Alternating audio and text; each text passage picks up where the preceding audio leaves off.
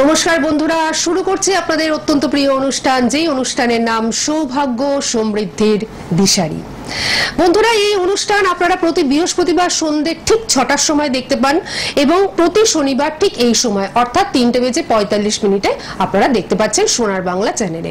আর এই অনুষ্ঠান আপনাদের অত্যন্ত প্রিয় একটি অনুষ্ঠান, তার কারণ এই অনুষ্ঠানে যাকে আপনারা পাচ্ছেন অর্থাৎ জগন্নাথ মুখার্জি মহাশয়কে, তিনি কিন্তু আপনাদের কাছে অত্যন্ত গ্রহণযোগ্য একজন মানুষ, কারণ তিনি তার কাজের মাধ্যমে প্রমাণ করেছেন যে তিনি কোন জায়গায় অবস্থান করছেন।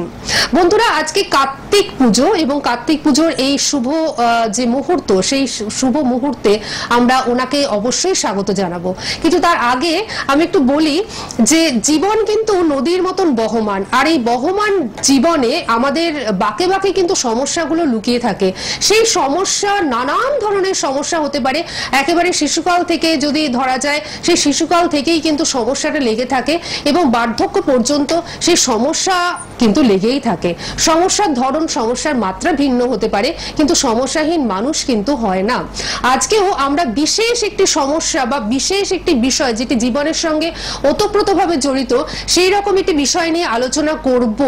কিন্তু তার আগে অবশ্যই সেই মানুষটিকে আমরা আমাদের মধ্যে স্বাগত জানাবো, যার অনুষ্ঠানের জন্য আপনারা অপেক্ষা করেন, যার কথাগুলো আপনারা ভালোবাসেন, যার প্রেডিকশনগুলো কথা বলে এবং যার কাছে গিয়ে প্রত্যেকটি মানুষ উপকৃত। দীর্ঘ বহু বছর ধরে তিনি কিন্তু এই জ্যোতিষ জগতের সঙ্গে যুক্ত এবং প্রত্যেকটি মানুষের উপকার সাধন করছেন অত্যন্ত সততার সঙ্গে, নিষ্ঠার সঙ্গে।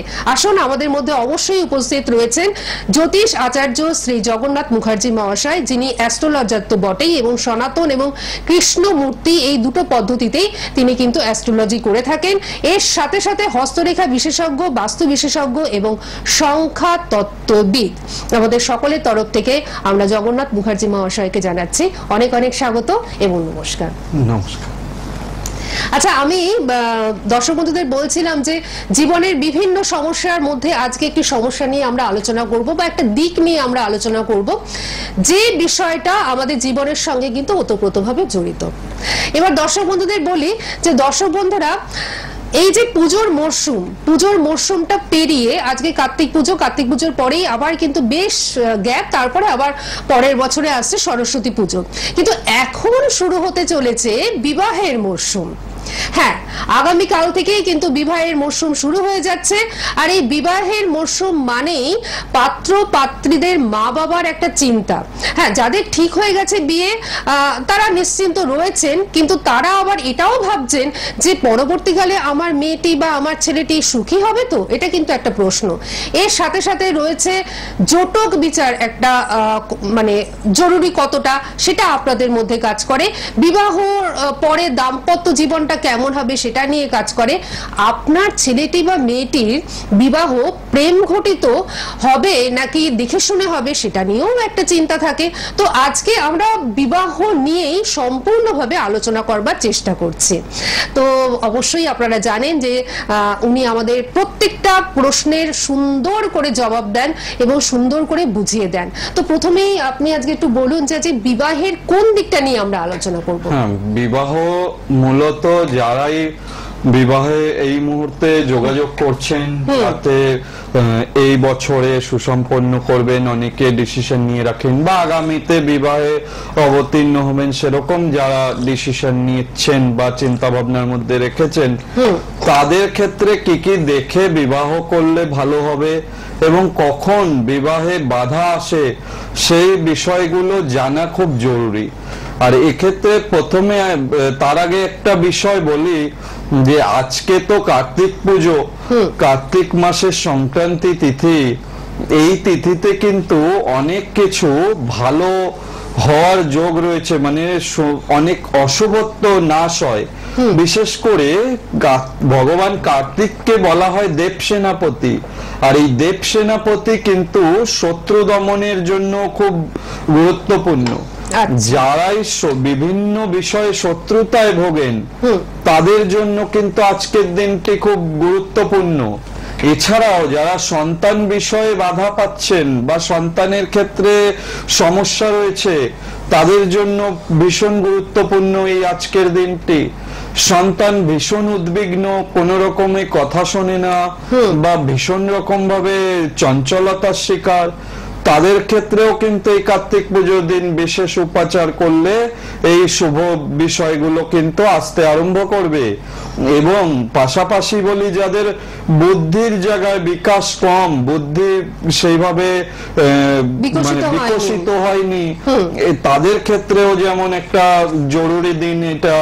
এবং পাশাপাশি অনেকে আছে না, কথা বলতে পারে না, কিছুটা কথা বলে, কিছু কথা রেখে দেয় নিজের মধ্যে চেপে, বাচ্চা বড় থেকে আরম্ভ করে প্রত্যেকে কম বেশি যাদের এই সমস্যাটা রয়েছে, তারা আজকের দিনে যদি ভগবান কার্তিকের উদ্দেশ্যে দীপ দান করেন, মানা হয় কার্তিক মাসের সংক্রান্তি তিথিতে কার্তিকের উদ্দেশ্যে যদি দীপ দান করা যায়, সেক্ষেত্রে কিন্তু এই সমস্ত বাধা বিঘ্নগুলো কিন্তু কাটে এবং সময়টা তাদের ক্ষেত্রে ভালো হয় বা প্রশস্ত হয়। এখন দীপ দান আজকে আপনারা কিভাবে করবেন সে বিষয়ে আপনাদেরকে জানাবো। সেটা হচ্ছে 28টি প্রদীপ ভগবান কার্তিকের উদ্দেশ্যে দিতে হবে। সেটা একটা কলার পাতায় এটাকে দিতে হবে। প্রত্যেকটা প্রদীপ ধনুক আকারে প্রদীপগুলোকে সাজাতে হবে, সাজিয়ে সেটা ঘিয়ের প্রদীপ হবে এবং কর্পূর দিয়ে প্রদীপটা হবে এবং প্রদীপের মুখগুলো থাকবে পূর্ব দিক অথবা উত্তর দিকে মুখ করা। এইভাবে যদি প্রদীপ জ্বেলে দেওয়া যায় সেক্ষেত্রে কিন্তু ভালো হবে। এবং ওং নমো দেব সেনাপতয়ে কার্তিকায় নমো এই মন্ত্র জাস্ট এবং মনস্কামনা জানিয়ে প্রত্যেকটা প্রদীপ জ্বালতে হবে এবং ফুল দিয়ে দিতে হবে মনস্কামনা জানিয়ে। সেক্ষেত্রে কিন্তু জানবেন এই শত্রু দিক থেকেও ভালো উপকার, অবাধ্য সন্তানের ক্ষেত্রেও কিন্তু অনেক উপকার হয়, সন্তান আসছে না, সন্তান হতে গিয়ে বাধা, তাদের ক্ষেত্রেও কিন্তু এই কার্তিক পুজো ভীষণ উপকার। যারা তো কার্তিক পুজো বাড়িতে করছেন তো তাদের ক্ষেত্রে সুবিধা, যারা করছেন না তার বা যাদের ঠাকুরের আসনেও কিন্তু তারা কার্তিক দেবতার উদ্দেশ্যে প্রদীপটা দিতে পারেন। যারা শত্রুগত দিকের জন্য প্রদীপটা দেবেন তাদের জন্য কিন্তু সেই আজকের দিনটি ভালো দিন, কাজে লাগাতে পারেন, এক্ষেত্রে কিন্তু উপকার পাবেন। বাহ, আমরা কার্তিক ঠাকুর সম্বন্ধে এত কিছু জানবো, সত্যি এগুলো কিন্তু আমাদের কাছে অজানা ছিল। আমরা কিন্তু জানতামই না যে কার্তিক পুজো করলে বা কার্তিকের যদি আমরা ঠিক এইভাবে মানে সাধনাটা করি আর কি, কার্তিকের পুজোটা যদি ঠিক এইভাবে করি তাহলে কিন্তু অনেক রকম উপকার সাধন হয়, অনেক কিছু বাধা বিঘ্ন কাটে। এবং দেব সেনাপতি যেহেতু বিশেষ করে কিন্তু এই কথা বলা, জড়তা, সব কথা পরিষ্কার করে বলতে পারে না, এই সমস্যাগুলো একদম এগুলো কিন্তু খুব ভালো হয় ভগবান কার্তিককে যদি দীপ নিবেদন করা যায়, মনস্কামনা নাম গোত্র উচ্চারণ করে যদি ক্রিয়াটি করা যায় সেক্ষেত্রে কিন্তু উপকার হয়। এবার আসি বিবাহের বিষয়ে যদি বলি, প্রথমে দেখতে হবে যে বিবাহের জন্য জ্যোতিষ কতটা গুরুত্বপূর্ণ। একদম একদম এখানে জ্যোতিষ বাদ দিয়ে বিবাহের ক্ষেত্রে যারা বিগত দিনে হয়তো অনেকে জানতেন না বা মানতেন না, তারা অনেকে না দেখিয়ে করেছেন, সেটা আলাদা। বর্তমান সময়ে কিন্তু জ্যোতিষে না দেখিয়ে বিবাহ করলে, জটক বিচার ছাড়া বিবাহ করলে ভীষণ রকম সমস্যা হয়। যাদের জন্মছকে সপ্তম ভাব, সপ্তম পতি পাপ পীড়িত অবস্থায় বসে থাকে, জানবেন তাদের ক্ষেত্রে কিন্তু অবশ্যই জটক বিচারের গুরুত্বপূর্ণ ভূমিকা থাকে। এবং সেই সঙ্গে যদি জন্মছকে মাঙ্গলিক দোষ পাওয়া যায় সেটা কিন্তু সেই বিবাহিত জীবনে ভয়াবহতাটাকে বাড়িয়ে দেয়, ডিভোর্স বা সেপারেশন, এক্ষেত্রে কিন্তু ভীষণভাবে সমস্যা করে। এছাড়াও বিবাহের ক্ষেত্রে অনেকে রয়েছেন যারা প্রেম ভালোবাসা করে অনেকেই বিয়ে করেন, সেক্ষেত্রেও কিন্তু গ্রহ নক্ষত্রের ভূমিকা অনস্বীকার্য। একটা গ্রহের সঙ্গে কানেকশন না হলে, রাশি টু রাশি মিল না হলে, মনের মিল না হলে কখনোই লাভ রিলেশন কখনোই সেটা সুন্দরভাবে গড়ে উঠতে পারে না। একদম যখন সেই কানেকশনটা আসে গ্রহ দ্বারাই আসে। আবার কিন্তু এই ভুল কোনো বিষয় নিয়ে ছোটখাটো ভুলের জন্য দেখা যায় প্রেম থেকে বিচ্ছিন্ন হয়ে যাওয়া, প্রেম কেটে যায়। সেক্ষেত্রে কিন্তু জাতক বা জাতিকা তারা কিন্তু প্রতারণা বা অনেকে ডিপ্রেশনের মধ্যে কিন্তু চলে যান, যার ফলে কি হয় সময়টা সেই সময় সঙ্গ দিতে চায় না। অনেকে এরকম হয় কি প্রেমে ব্যর্থ হয়ে এমন ডিসিশনও নেন যে সারা জীবন বিবাহই করলেন না। একদম। সেক্ষেত্রে সেটা কিন্তু তার জন্মছক বলে দেবে যে বিবাহ আদৌ হবে কিনা, যার সঙ্গে রিলেশনে আছেন সেই রিলেশনের ব্যক্তিটির সঙ্গে আপনার বিবাহ আদৌ হবে কিনা, যদি হলো সেই বিবাহটা দীর্ঘমেয়াদী হবে কিনা, টিকবে কিনা, এগুলো কিন্তু একটা জন্মছক থেকে পুঙ্খানুপুঙ্খ রূপে বিচার বিশ্লেষণ করে বলে দেওয়া যায়। সেক্ষেত্রে কিন্তু রিলেশনে থাকুন বা সম্বন্ধ করেই বিয়ে হোক, অবশ্যই জটক বিচার এক্ষেত্রে খুব জরুরি এবং দেখিয়ে নিলে কিন্তু ভালো হয় জন্মছকটাকে। এবার অনেকে আছেন বলতে পারেন যে জন্মছক জানা নেই, সেক্ষেত্রে কি করব, বা পার্টনার যার সাথে বিবাহ বন্ধনে আবদ্ধ হতে যাচ্ছি তিনি হয়তো তার জন্ম তারিখ সঠিকটা জানেন না বা সময়টা সঠিক জানেন না। সেক্ষেত্রেও কিন্তু জ্যোতিষশাস্ত্রের মুহূর্ত হোরারি গণনা বলে একটা বিষয় রয়েছে, সেই গণনা দিয়ে তার নামের আদ্যাক্ষর দিয়ে এই বিচার বিশ্লেষণ গুলো কিন্তু করে একদম নিখুঁত ভাবে বলে দেওয়া যায় যে এই সম্পর্কে আপনি যদি এগোবেন সেই সম্পর্কটা ভালোভাবে আগামী দিনগুলো চলবে নাকি দুঃখময় পরিস্থিতি জীবনে নিয়ে আসবে। এগুলো কিন্তু জ্যোতিষের প্রত্যেকটা বিষয় খুব সুন্দরভাবে বলা সম্ভব। এর সঙ্গে থাকে হস্তরেখা, হাতের রেখায়ও দেখা যায় যে তার বিবাহিত জীবনে আদৌ সুখ আছে কিনা। এগুলোর জন্য অবশ্যই কিন্তু দেখিয়ে নিয়ে তবে এই গুরুত্বপূর্ণ সিদ্ধান্তে আসার জন্য সবাইকে বলবো, সেক্ষেত্রে কিন্তু আপনারা উপকৃত হবেন। অর্থাৎ হ্যাঁ ফোনে তো আছেন, কিন্তু তার আগে আমি একটু বলি যে উনি যেটা বললেন যে সেটা মানে প্রত্যেকটা কথা অত্যন্ত ইম্পর্টেন্ট কথা, কারণ বিবাহ হচ্ছে জীবনের একটা বড় অংশ জুড়ে থাকে এবং এই বিবাহ যদি মানে সফল না হয়, যদি সুখের না হয়, তাহলে তো বিবাহটাই ব্যর্থ, তাই না? সুতরাং তার জন্য যারা করে ফেলেছেন তাদের কথায় আজকে আসছি না, হ্যাঁ তারা অবশ্যই রেমেডির মাধ্যমে ভালো একটা জায়গায় যেতে পারেন, কিন্তু যারা নতুন করতে চলেছেন বিবাহ তারা ওনার কথাগুলো প্রত্যেকটা মেনে চলুন। প্রথমত হচ্ছে চেম্বারে এসে নিজের জন্মছক এবং পার্টনারের জন্মছক একদম সুন্দরভাবে বিশ্লেষণ করিয়ে পুঙ্খানুপুঙ্খ চুলচেরা বিশ্লেষণ করিয়ে জেনে নিন যে কোন সময়টা আপনার পক্ষে বিবাহের জন্য জরুরি এবং আপনার পার্টনার উপযুক্ত কিনা, বা আপনাদের মাঙ্গলিক যোগ আছে কিনা, বা আপনাদের জটক বিচারে কতটা মিলল, সমস্ত ডিটেলসটা আপনারা কিন্তু জেনে নিন। আর যারা দেখে শুনে বিয়ে করতে চলেছেন তারাও তাই, তারাও কিন্তু যার সাথে বিয়ে হতে চলেছে তার চার্টটি কিন্তু নিয়ে একদম সুন্দরভাবে বিশ্লেষণটা করিয়ে নিন। আর এই প্রসঙ্গে আমি একটা কথা বলে রাখি যে যারা দূরবর্তী জায়গায় মানে থাকেন, দূরত্বজনিত কারণে আসতে পাচ্ছেন না, সেক্ষেত্রে জটক বিচার কিন্তু আপনারা অনলাইনের মাধ্যমেও করাতে পারেন।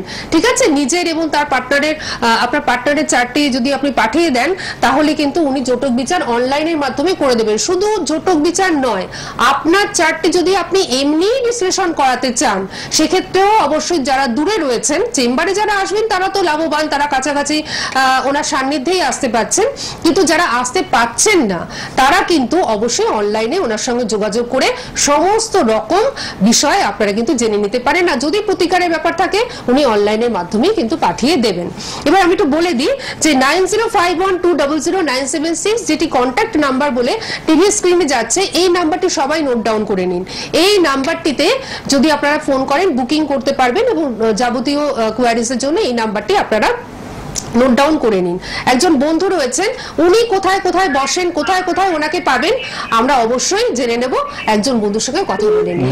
কে রয়েছেন আমাদের সঙ্গে? নমস্কার। হ্যাঁ নমস্কার, হ্যাঁ বলুন কে বলছেন? আমি উল্টোডাঙ্গা থেকে বলছি। হ্যাঁ আচ্ছা রানা বাবু, আপনি নিজের সম্বন্ধে জানবেন?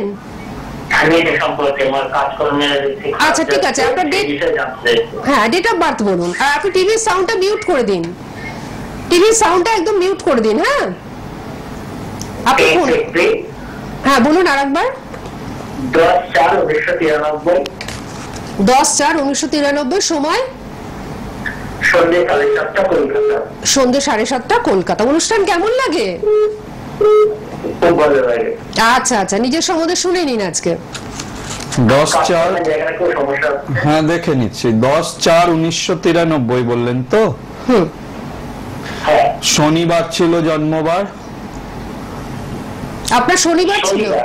হ্যাঁ, তুলা লগ্ন, রাশি বৃশ্চিক রাশি, জ্যেষ্ঠা নক্ষত্র, কৃষ্ণ পক্ষে জন্ম। আপনার তিথি ছিল পঞ্চমী তিথি, গণ হচ্ছে রাক্ষসগণ এবং বিপ্রবর্ণ। আপনার এগুলো জানা আছে তো? হ্যাঁ, এগুলো জানা আছে। হ্যাঁ, আপনার কাজের জায়গা যেটা ডিস্টার্ব হয়ে রয়েছে সেটা হচ্ছে লগ্নের ষষ্ঠ স্থানে দারিদ্র দোষ হয়ে রয়েছে। রবি শুক্র যোগকে বলে দারিদ্র দোষ, এবং রবি মীন রাশির ঘরে অবস্থান করছে, যেটা জলরাশি নামেও পরিচিত। তো সূর্য কি, সূর্য ফায়ার প্ল্যানেট, সেটা যদি জলে গিয়ে বসে কি হবে? সে জলটা কি নিভে যাবে?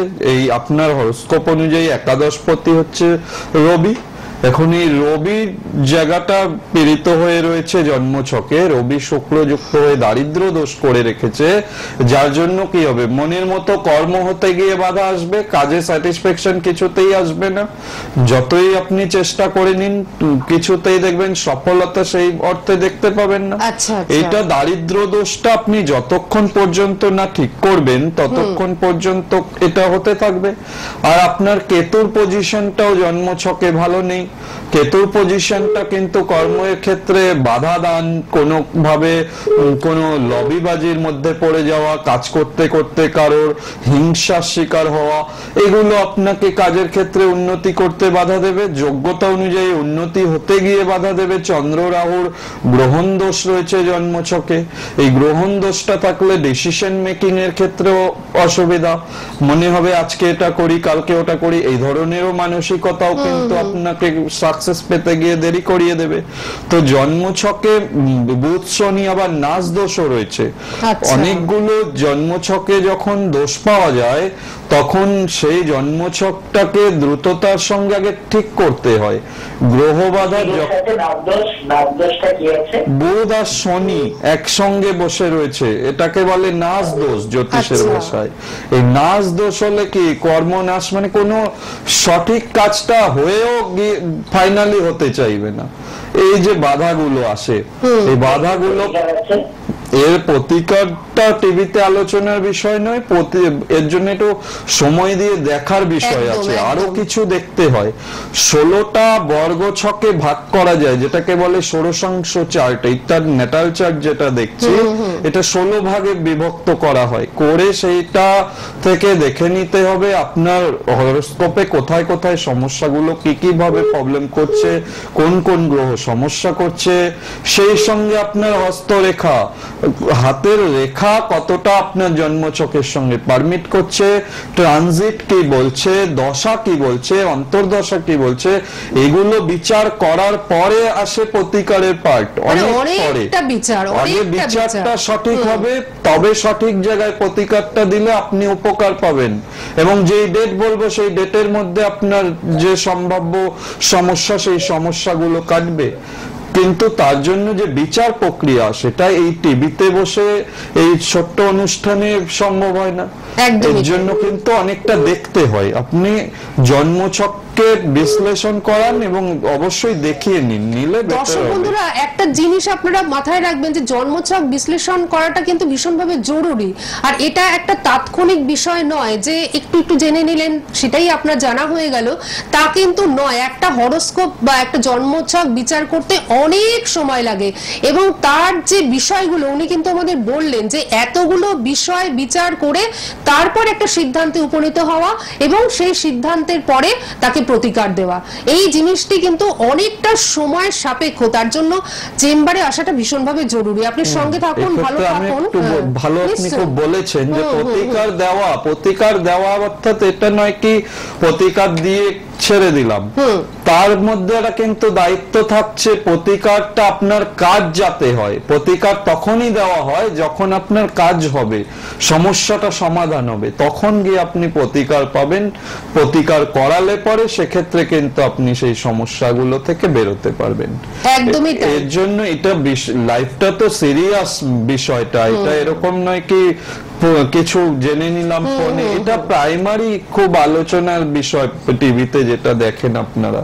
এই বিচার প্রক্রিয়াটা কিন্তু অনেকটা বড় এবং খুব সূক্ষ্ম বিচার বিশ্লেষণ করে তবেই কিন্তু একটা মানুষের সমস্যা থেকে তাকে বার করে নিয়ে আসা যায়, সেটা সম্ভব। তার জন্য সঠিক বিচারের জন্য সময় দিয়ে দেখাতে হবে। আর ঠিক এইভাবে ওনার কাছে যারা পৌঁছেছেন তারা কিন্তু প্রত্যেকটি মানুষ উপকার পেয়েছেন। তার কারণ উনি অত্যন্ত সিরিয়াসলি আত্মবিশ্বাসের সঙ্গে, নিষ্ঠার সঙ্গে, সততার সঙ্গে এই বিচারটি করেন এবং তারপর তিনি সিদ্ধান্তে উপনীত হন। আপনাদের সামনে তো উনি বললেনই যে কত রকম প্রসেস রয়েছে, কত রকম পদ্ধতি রয়েছে, সমস্ত পদ্ধতি উনি মিলিয়ে এর সঙ্গে হস্তরেখা রয়েছে, সংখ্যাতত্ত্ব রয়েছে, সমস্তটা মিলিয়ে তারপর তিনি কিন্তু একটা সিদ্ধান্তে উপনীত হন। আমি একটু চেম্বারের অ্যাড্রেসগুলো আপনাদের জানিয়ে দিই। চেম্বার রয়েছে ওনার যে নিজস্ব চেম্বার, রাজপুর চৌহাটির মোড়। প্রতি বুধবার এবং প্রতি শুক্রবার দিনকে বিকেল 5টা থেকে 9টা পর্যন্ত পাচ্ছেন এবং প্রতি রবিবার দিন পাচ্ছেন সকাল 10টা থেকে 12টা পর্যন্ত, সকাল 10টা থেকে 2টো পর্যন্ত। সুভাষগ্রামে পাচ্ছে সুভাষগ্রাম স্টেশনের একদম পাশে প্রতি বৃহস্পতিবার রাত 8টা থেকে 10টা পর্যন্ত এবং রবিবার দিন বিকেল 5টা থেকে 9টা পর্যন্ত। জয়নগর স্টেশনের পাশে ওনার চেম্বার রয়েছে, এটাও নিজস্ব চেম্বার। প্রতি মঙ্গলবার দিন বিকেল 4টা থেকে 9টা পর্যন্ত পাচ্ছেন। দমদম সিথির মোড়ে প্রতি শনিবার দিন বিকেল 5টা থেকে 7টা পর্যন্ত পাচ্ছেন এবং শনিবার দিনে বেহালা ম্যান্টনের সানরাইজ চেম্বারে, যেটি হাটারি রেস্টুরেন্টের উল্টো দিকে, সেখানেও কিন্তু আপনারা পেয়ে যাচ্ছেন। দুর্গাপুরের বন্ধুরা, আপনারা যারা এখনো পর্যন্ত বুকিং করেননি তারা কিন্তু 21 তারিখের জন্য বুকিংটা ইমিডিয়েটলি করিয়ে ফেলবেন। 21 তারিখে উনি দুর্গাপুরে থাকছেন। আবার বলে দিচ্ছি, জগন্নাথ মুখার্জি মহাশয় 21 তারিখে কিন্তু দুর্গাপুরে থাকছেন। দুর্গাপুর এবং পার্শ্ববর্তী অঞ্চলের বন্ধুদের জন্য এটা একটা দারুণ সুখবর। যারা এখনো পর্যন্ত বুকিং করেননি অবশ্যই বুকিংটা কিন্তু করে ফেলবেন এবং বহরমপুরের বন্ধুরা তৈরি থাকুন, আপনাদের জন্য অবশ্যই সুখবর আসছে। ডেটটি এখান থেকে উল্লেখ করা হলো না, বহরমপুরে উনি পৌঁছে যাবেন, কিন্তু ডেটটি আপনারা একটু ফোন করে জেনে নেবেন। 9051200976 এই নাম্বারে আপনারা অবশ্যই বুকিং করুন এবং বুকিং করে ওনার কাছে চলে আসুন। আচ্ছা, আমরা কি আর ফোন নেব না, একটু আলোচনা করে নেব? সময় একদম সংক্ষিপ্ত, একদমই তাই। যেহেতু সামনের মাস বিবাহের মাস, আগামী কাল থেকেই কিন্তু বিবাহ শুরু হয়ে যাচ্ছে, সবটাই পাওয়া যাবে। সুতরাং অবশ্যই যারা বিবাহের বিষয়ে চিন্তা ভাবনা করবেন, জন্ম ছকে যদি দেখেন যে 7ম স্থানে কেতু রয়েছে, সেক্ষেত্রে কিন্তু খুব গুরুত্বপূর্ণ ভাবে সিদ্ধান্ত নেওয়ার ক্ষেত্রে অন্তত 10 বার ভেবে তারপরে এগোতে। কেন 7মে যদি কেতু বসে থাকে তাহলে কিন্তু কেতুকে বলা হয় ছায়া গ্রহ বা শ্যাডো প্ল্যানেট। ভুল জায়গায় বিয়ে হয়ে যায়, ভুল ইনফরমেশনে বিয়ে হয়ে যায়। সেক্ষেত্রে কিন্তু দেখা গেল আপনি যেরকমটি তার সম্পর্কে জেনে বিয়েটা করলেন বা আপনার সন্তানকে বিয়েটা দিলেন, সেই অনুযায়ী কিন্তু আলটিমেট হয় না, ভুল ইনফরমেশন বা তথ্য গোপন করে বিয়ে হয়ে গেল। সেক্ষেত্রে কিন্তু বিবাহ ক্ষেত্রে পরবর্তী লাইফে জটিলতার সৃষ্টি হয়, বিবাহিত জীবন দীর্ঘমেয়াদী হতে চায় না। যদি আপনাদের জন্মছক করা আছে এবং 7ম স্থানে দেখা যাচ্ছে যে শনি অবস্থান করছে, তাহলে কি হয়, লাইফ পার্টনারের এজ ডিফারেন্সটা অনেকটা হয়। শনিকে বৃদ্ধকারক গ্রহ বলা হয়। আচ্ছা, মানে এটাও বলা সম্ভব একদম বয়সের ডিফারেন্সটা হবে। কোন দিক থেকে আপনার জীবন সঙ্গী আসবে, তিনি কি প্রফেশনাল, মানে কোন কাজের সঙ্গে নিজে যুক্ত থাকবেন কিনা, এগুলো প্রত্যেকটাই কিন্তু প্রেডিকশন করা সম্ভব এবং সেগুলো কিন্তু হুবহু মিলে যায়। সুতরাং শনি যদি জন্মছকে 7ম স্থানে থেকে যায় তাহলে কিন্তু বিয়ে হতেও দেরি হয়। এজ ডিফারেন্স তো হয়, বিয়ে হতেও দেরি হয়। কেন, খনার বচনেই রয়েছে, থাকে শনি 7ম ঘরে অবশ্য তারে খোঁড়া করে। খোঁড়া অর্থাৎ পায়ে চোটাঘাত, সেটা পরের বিষয়। 7ম স্থানটা থেকে আমরা কি দেখি, বিবাহ বিষয়টা দেখি। তাহলে কি হয়, বিবাহ সঠিক সময়ে হতে চায় না, সেক্ষেত্রে দেরি করিয়ে দেয়।